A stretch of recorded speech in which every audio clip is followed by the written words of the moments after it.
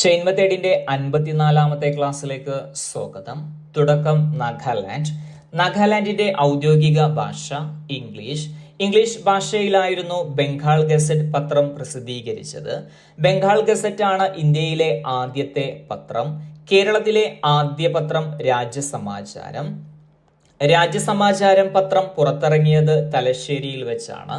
തലശ്ശേരിയിലാണ് ഇന്ത്യയിൽ ആദ്യമായി ക്രിക്കറ്റ് മത്സരം നടന്നത്.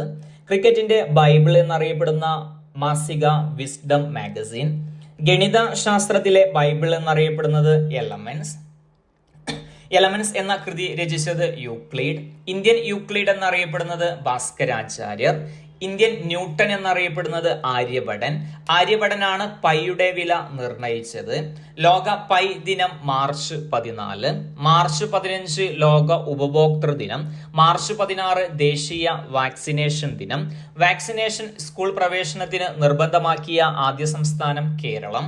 കേരളത്തിലെ പ്രശസ്തമായ താറാവ് വളർത്തൽ കേന്ദ്രമാണ് നിരണം കവികളുടെ ജന്മദേശം പത്തനംതിട്ടയിലാണ് ഗവി ഇക്കോ ടൂറിസം പദ്ധതി നടപ്പിലാക്കിയത്. ഗവി മ്യൂസിയത്തിലാണ് ആനയുടെ മുഴുവൻ അസ്ഥിയും പ്രദർശിപ്പിച്ചിരിക്കുന്നത്. ലോക ആന ദിനം ഓഗസ്റ്റ് 12. ഓഗസ്റ്റ് 12 ലോക യുവജന ദിനമായും ആചരിക്കുന്നു. ദേശീയ യുവജന ദിനം ജനുവരി 12. ജനുവരി 12 സ്വാമി വിവേകാനന്ദന്റെ ജന്മദിനമാണ്. സ്വാമി വിവേകാനന്ദന്റെ ഗുരു ശ്രീ രാമകൃഷ്ണ പരമഹംസൻ. Thank U.